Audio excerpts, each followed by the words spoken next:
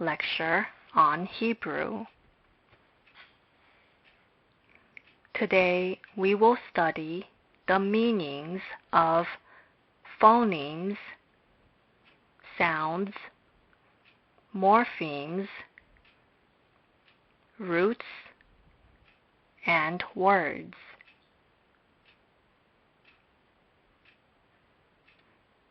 Hebrew is made up of consonants and vowels.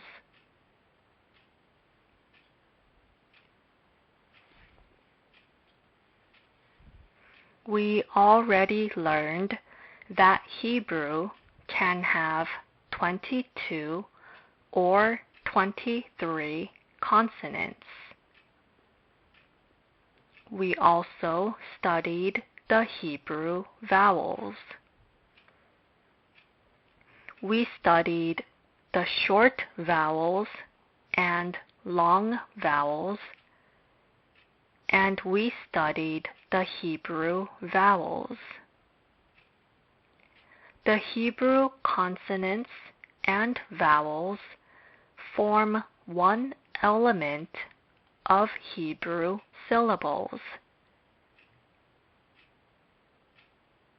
In Hebrew, the syllables are separated into consonants and vowels.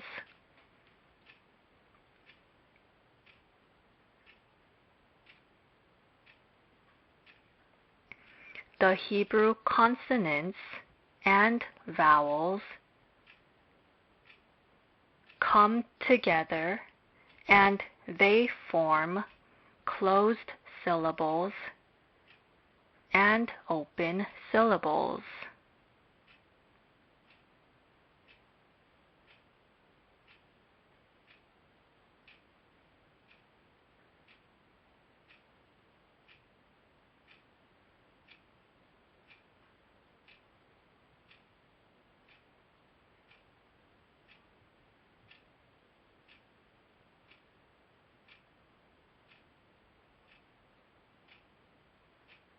Syllables formed through 23 Hebrew consonants and Hebrew vowels are separated into open syllables and closed syllables.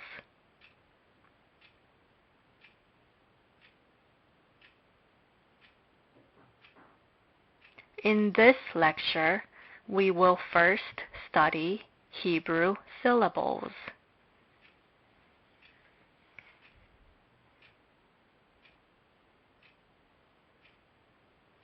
The first word in Genesis chapter 1, verse 1 is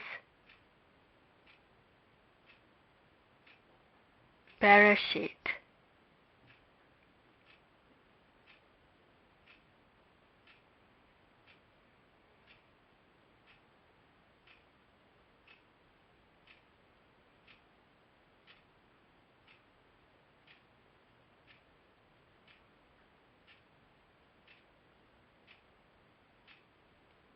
This word means in the beginning.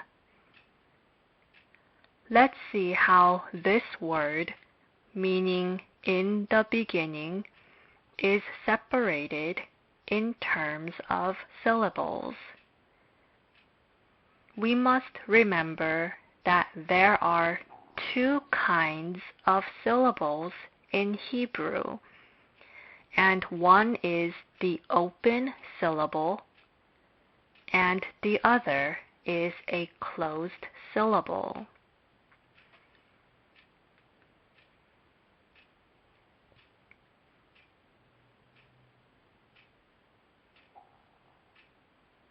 In the case of Hebrew, the open syllable is made up of a consonant and a vowel.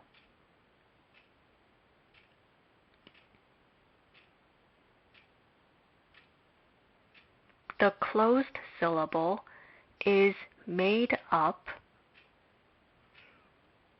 of a consonant, a vowel, and another consonant.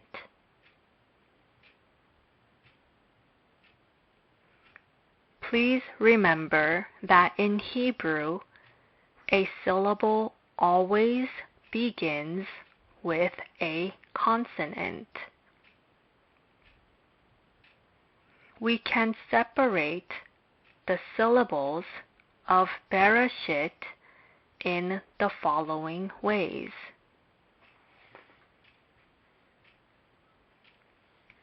There is the audible shewa, bet.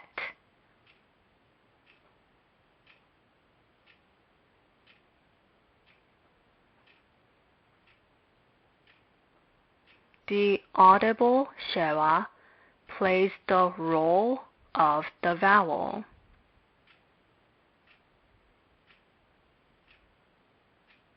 There must be both a consonant and a vowel, and the shewa plays the role of the vowel. The following syllable would be from resh to aleph.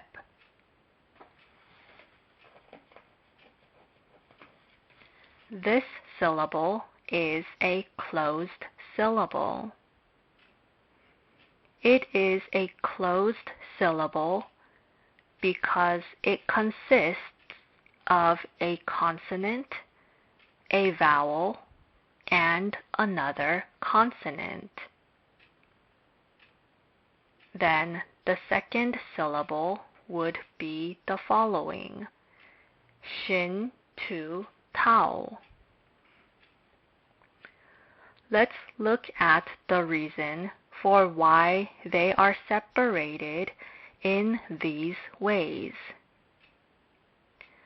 Bet and shewa are not connected to the following consonant, resh.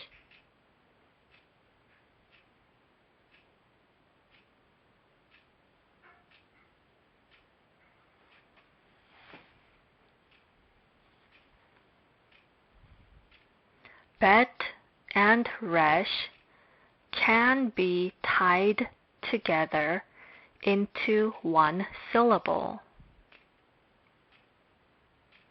If so, then the next syllable will not begin with a consonant, but with the vowel chere. However, all syllables in Hebrew must begin with a consonant.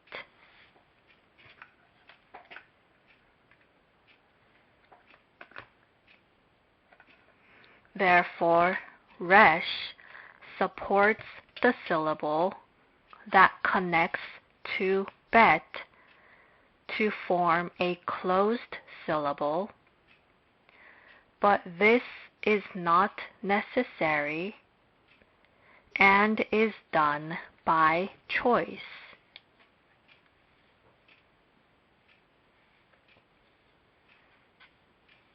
However, in the second syllable, the Hebrew syllable must begin with a consonant, and because chere is a vowel, the syllable needs resh.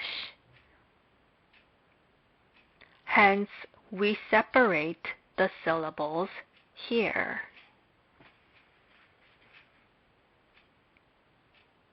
The second syllable is from resh to aleph. Likewise, the second syllable can consist of just resh and chere. Aleph can be placed with the next syllable.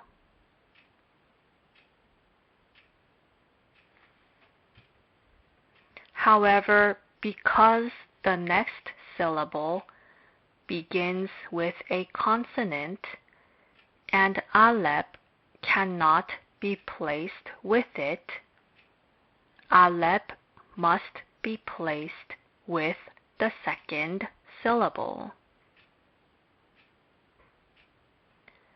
The second syllable would end between Aleph and Shin.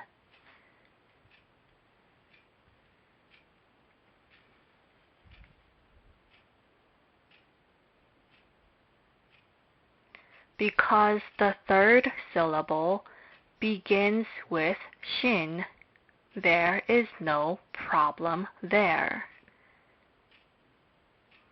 Hence, we recognize Bereshit as a word with 3 syllables.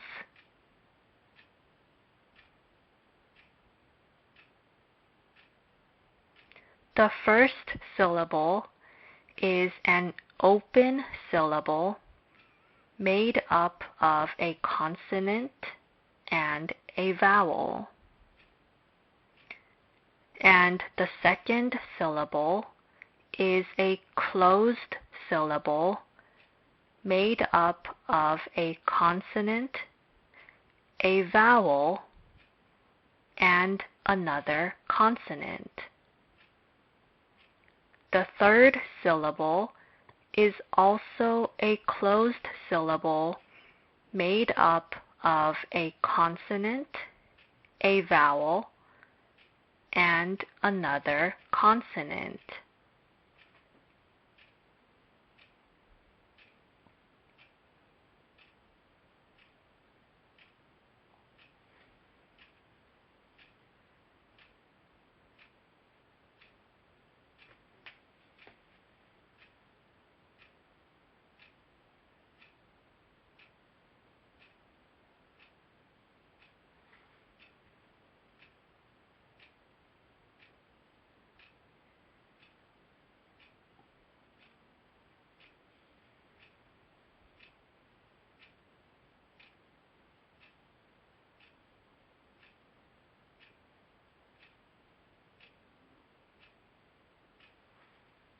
Now let's look at a few more words so that we can master the concept of syllables.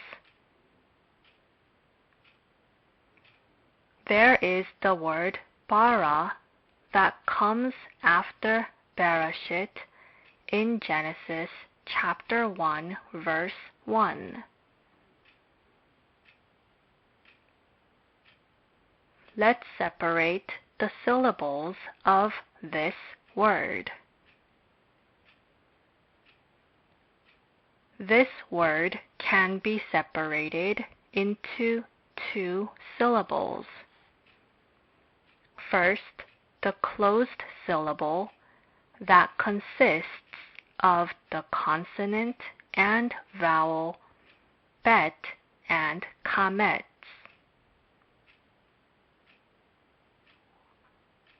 We did not add resh to the first syllable because if we did, the second syllable would lack a consonant and begin with a vowel. Hence, we cut the first syllable at ba.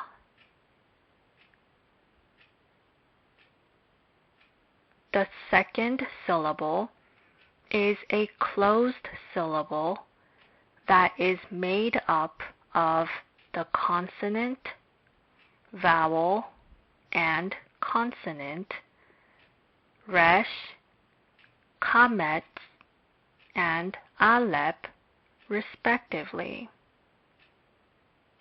Just as we learned when learning the Hebrew alphabet, aleph is a consonant, but it does not have a particular phonetic value.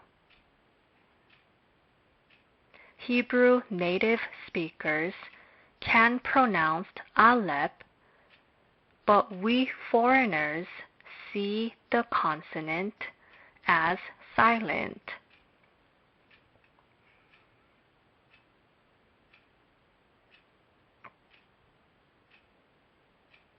Therefore, this is a consonant, but we will consider it to be silent and it will not be pronounced. The word bara is made up of 2 syllables. Then let's practice with another word. Elohim. This is the word God in the Bible.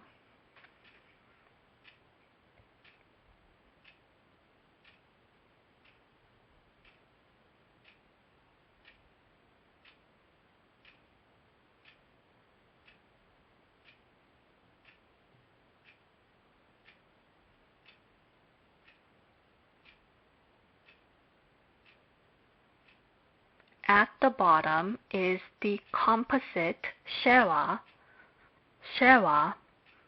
which becomes hatef shegol. The dot here is holem. The vowel is hirek yod, which makes the long I sound. Aleph is a consonant, but when it is considered silent, the first sound, hatef shegol, would make the short I sound.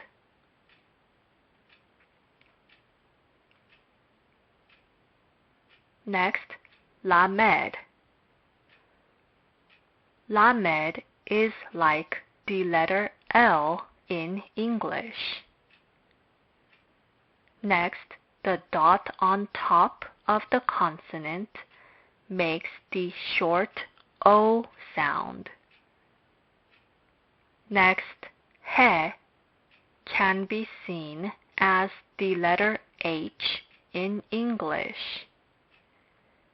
Next, hirek yod would make the long I sound.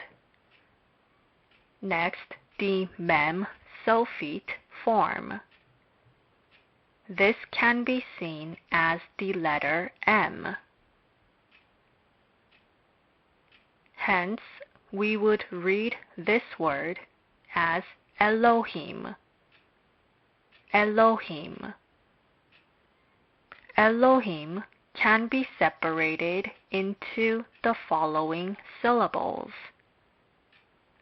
First, Aleph is not pronounced, but we must remember that it is a consonant. Aleph is not pronounced, but it is unquestionably a consonant.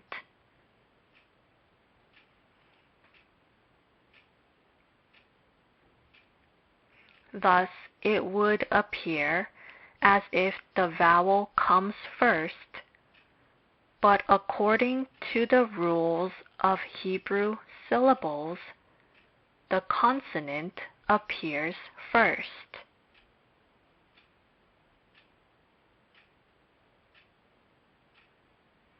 It is an open syllable made up of a consonant and a vowel. The first syllable is an open syllable. Next, the consonant and vowel. Lamed and holem form an open syllable. The third syllable is a closed syllable made up of the consonant he, the vowel hirek yod, and the consonant mem.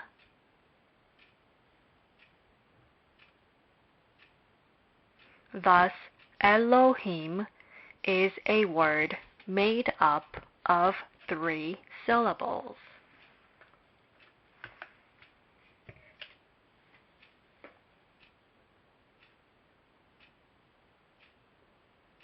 Next, let's study the concept of word stress or accents.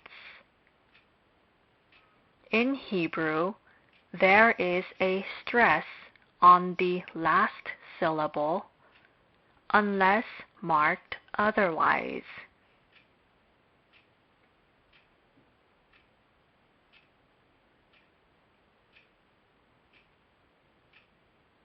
Then let's look at the three words that we previously studied.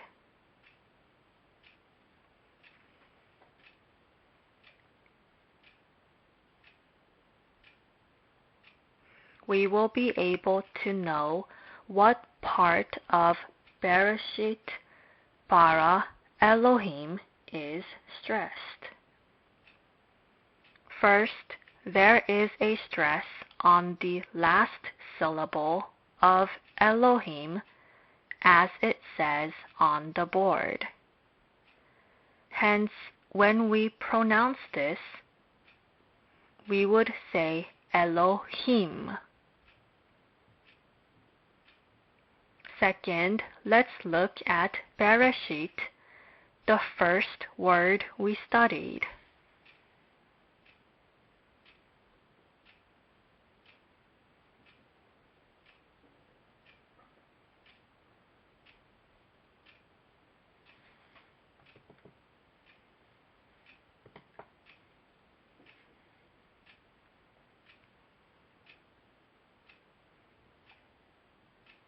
Bereshit consists of 3 syllables.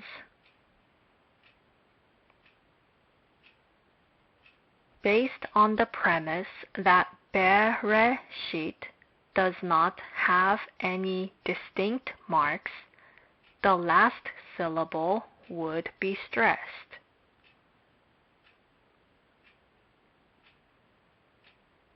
Therefore, we would pronounce it Bereshit. Next, bara.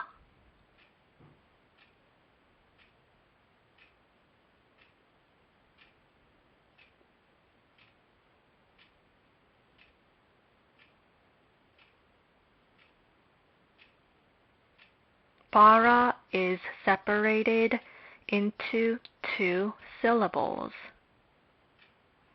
This word does not have any particular marks, so the last syllable of bara would be stressed.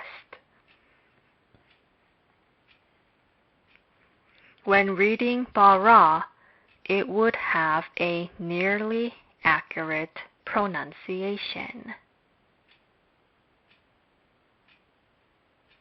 Please remember that if there are no particular stress marks, the last syllable of all Hebrew words will be stressed.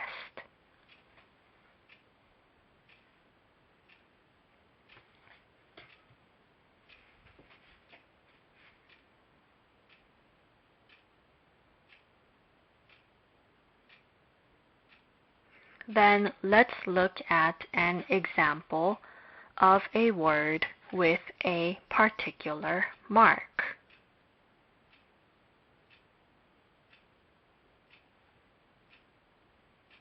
The last part of Genesis chapter 1, verse 1 includes the following word.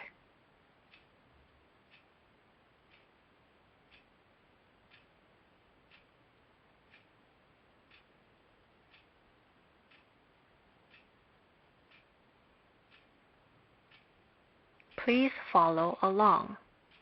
Haaretz. Haaretz. We will study this in the future, but ha is a definite article. Next, aretz means earth. This would be the earth. There is a vertical line next to comets in arets.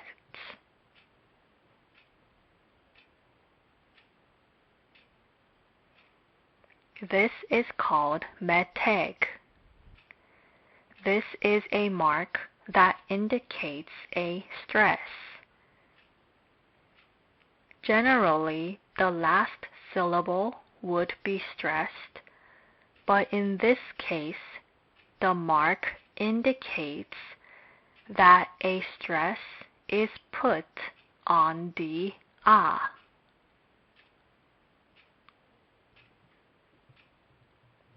Meteg is a mark that indicates a stress.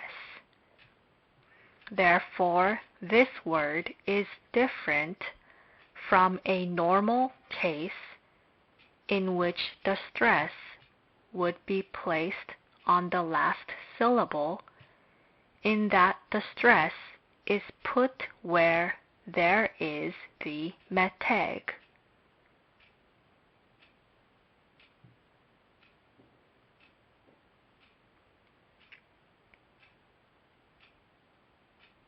Hence, it is pronounced in the following way: ha-a-ret. Next, let's study Hebrew prefixes and suffixes. There are parts of speech in Hebrew that consist of verbs, nouns, and relative words.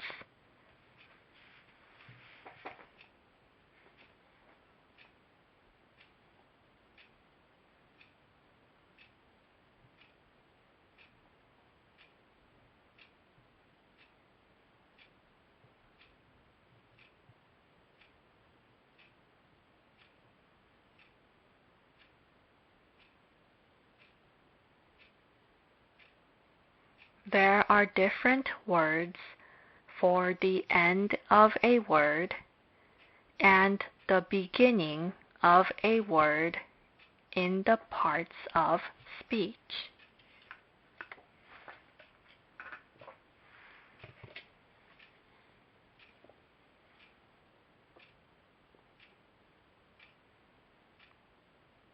Let's look at Hebrew nouns as an example.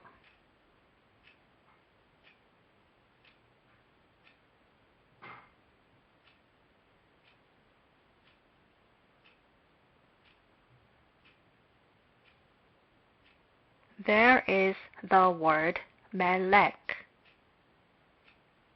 Mem, lamed, kap. Kap is generally used in this way, but when it comes at the end of a word, it is written like this. The first vowel is shegel, and the second vowel is also shegel. Here we mark mem with m and shegel with e,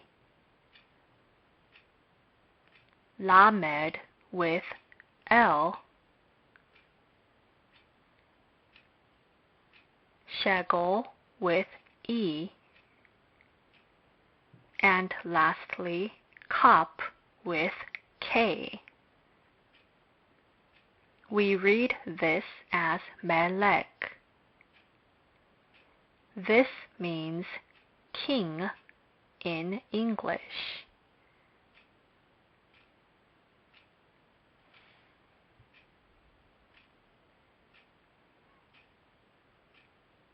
Then let's see how we would write the word queen.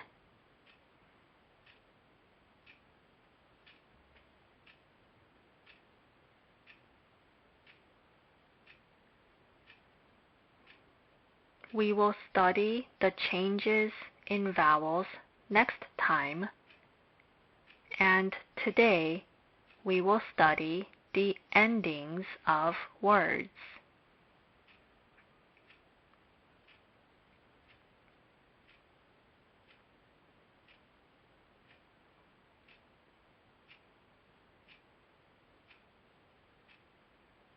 In the last part, the vowel kamets and he are put together.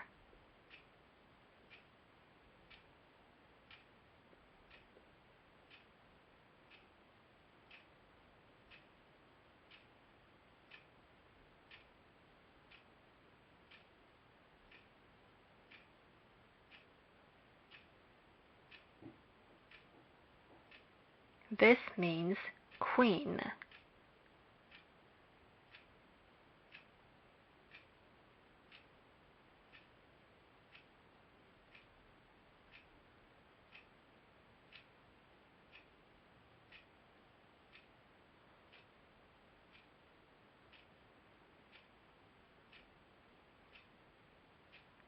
Like this, the ending of the noun changes the meaning of the word.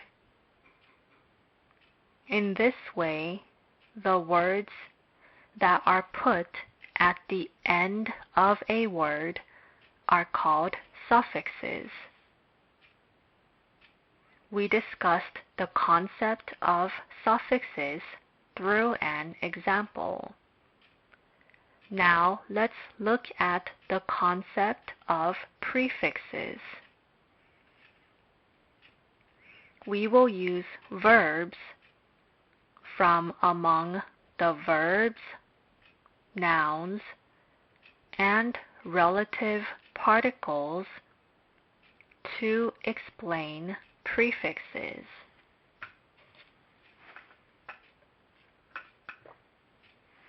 Verbs have past tense forms in English.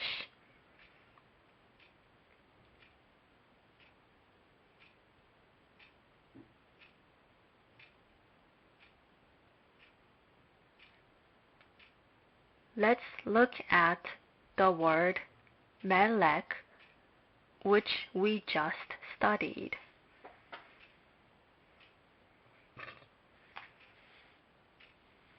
This is a noun that means king. Here is the vowel shegel. However, when we change the vowel and add kamets and patak, it becomes malak. I will explain this one more time. Mem is marked M, kamet is a long A, next lamed is L, next patak is marked with a short A, next kap is marked K. We would read this as malak. Hebrew verbs fundamentally have the vowels kamet and patak.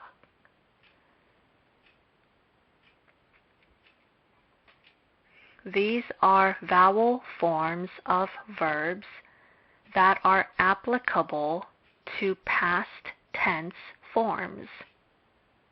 Thus, it would mean he ruled.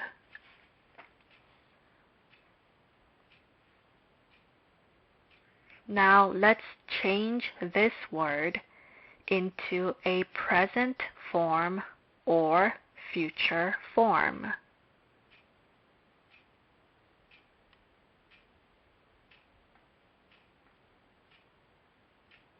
In such cases, we would use the following mark.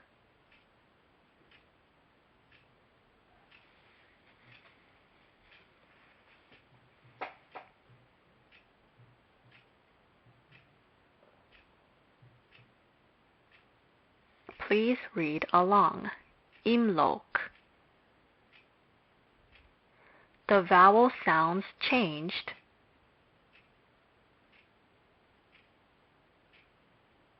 from a to o. More importantly, words with yod and hirek were put before words.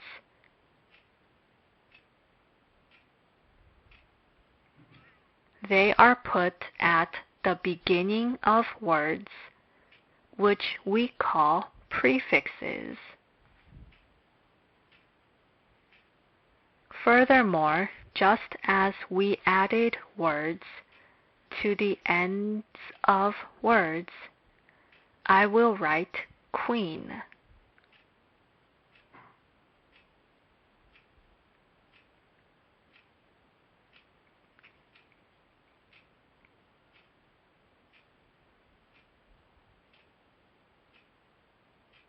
Queen.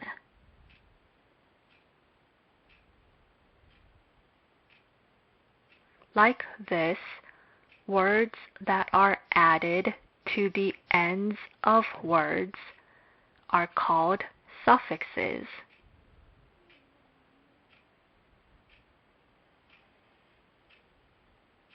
Prefixes, suffixes. We have studied the changes made to words and their meanings according to the prefixes and suffixes that are added to nouns or verbs.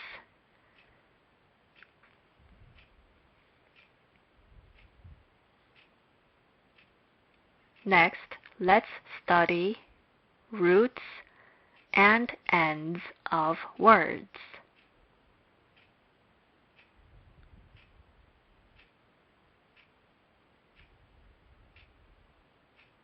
We will use the word imlok.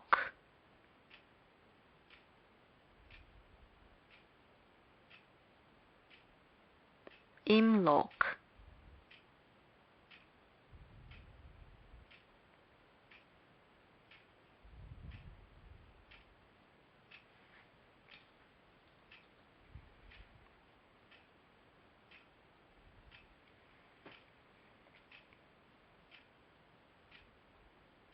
This means he will rule.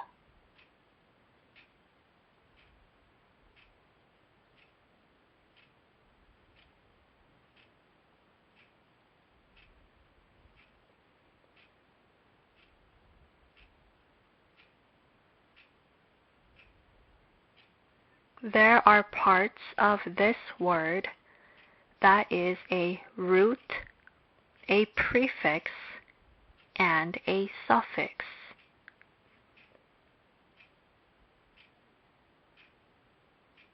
This word stemmed from the word malak.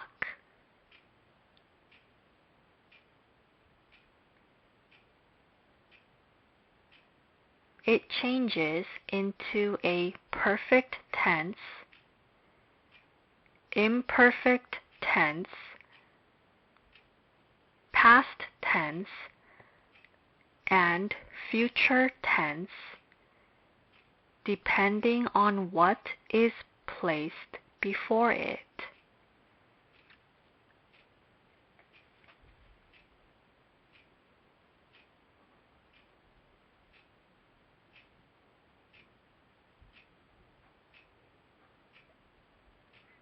Now keep these tenses in mind as we study strong verbs, weak verbs, and roots of irregular verbs.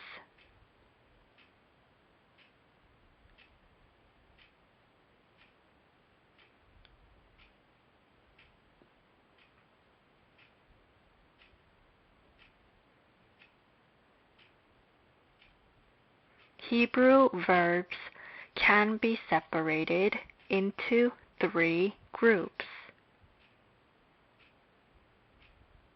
First, strong verbs. Second, irregular verbs.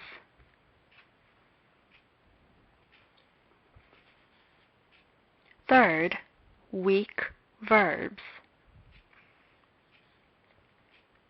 Hebrew verbs are basically made up of 3 kinds of consonants and the basic vowel forms kamet and patak.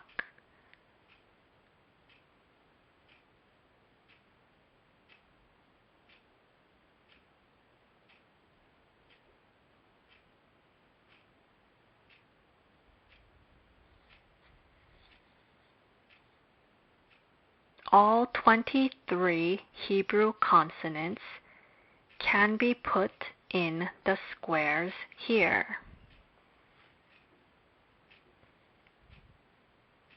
As an example, we studied the word malak. Mem, lamed, and kap are consonants called strong letters. We must know what weak letters and guttural letters are in order to know what strong letters are.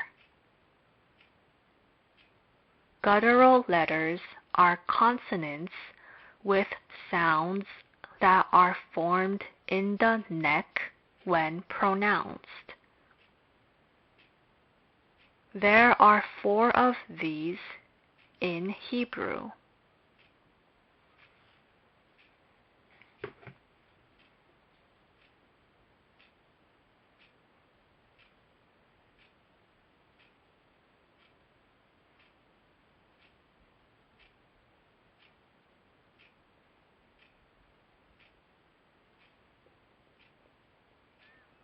Aleph, He, Het, Ayin. We call them guttural letters.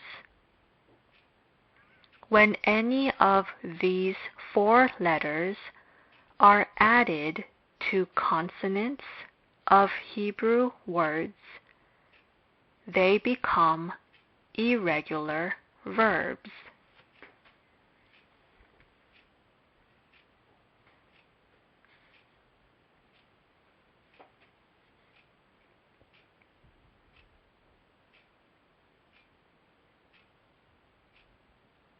Let's look at an example. There is a verb called shala. We can see here that the 3rd consonant is a guttural letter, he.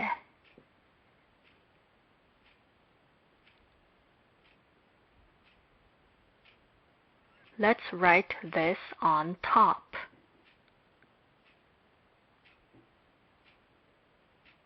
Hebrew is written from right to left.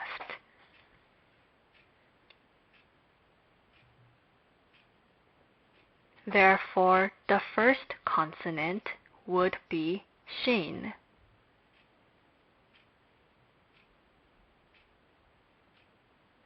The second consonant would be lamed. The third consonant would be he. He is one of the 4 guttural letters. Therefore, this verb would be classified as an irregular verb. We can use the same method to explain weak verbs. Weak verbs are verbs that include weak letters. The weak letters in Hebrew are Aleph, He, Nun, and Yod. I'm sorry, Waw and Yod. Let's read it one more time. Aleph, he, nun, waw, yod. When a word has any of these consonants, it becomes a weak verb. Let's look at an example. The verb natan.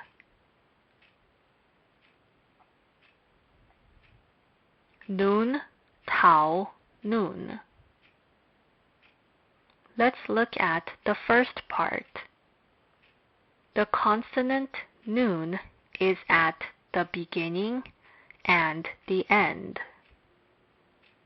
Nun is one of the weak letters. Hence, the word natan is classified as a weak verb. Any word that does not have any of the 4 guttural letters that form irregular verbs and the 5 weak letters that form weak verbs are called a strong verb.